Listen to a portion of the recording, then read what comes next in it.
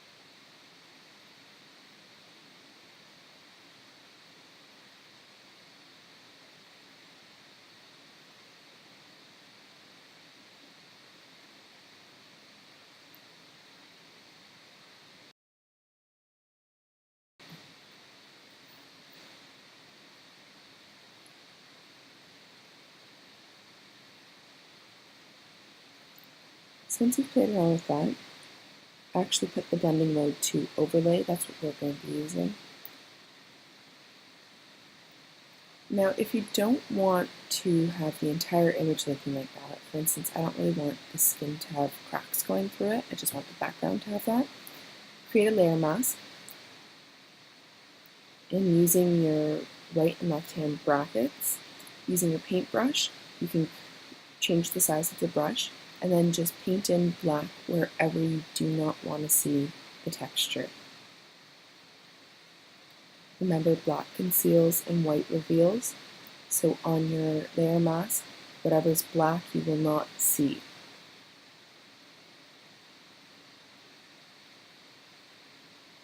And of course you can go in and clean up the image, make it look a lot better than I'm doing here. This is just a quick job.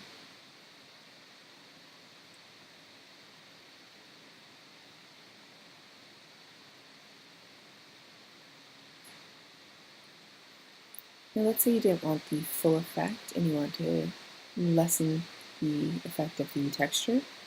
You can just change the opacity of your layer, and that's just right here under your layers tab. You can always feather and change the density as well. Remember, we went over feathering in our last tutorial. Now check out the second video for your high contrast grunge look, and we'll be returning to this video for the alternative workflow process.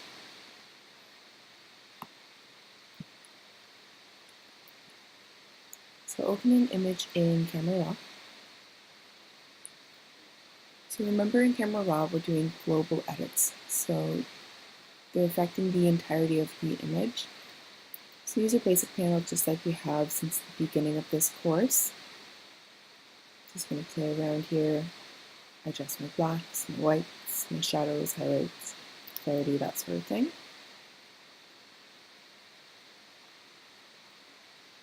Now in this panel you can change the colors, the hue, saturation, and luminance.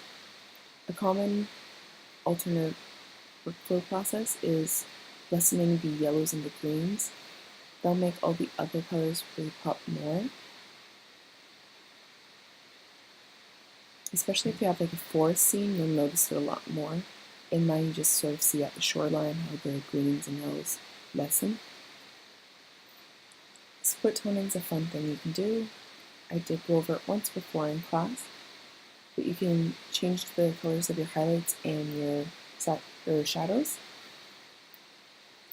I used a Ferris wheel image in class to do that a few weeks back. You guys might remember that.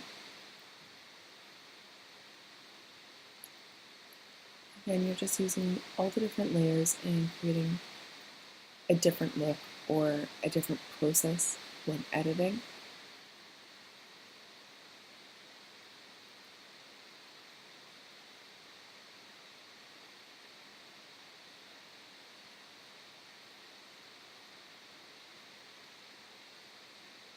You want to add some vignette in there.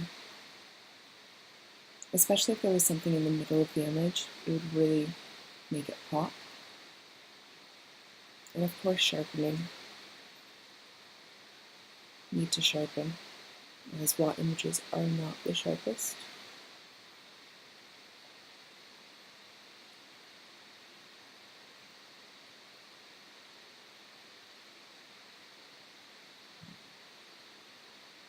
So when you're happy with it, hit open image.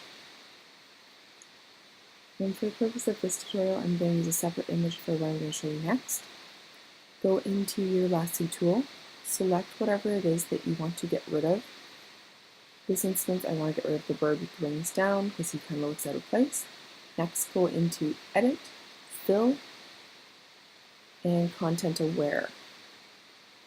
And it will automatically fill the selection with whatever's around it. Photoshop's pretty smart like that. And there's a whole bunch of different sharpening tools you can use in Photoshop, not just in Camera Raw.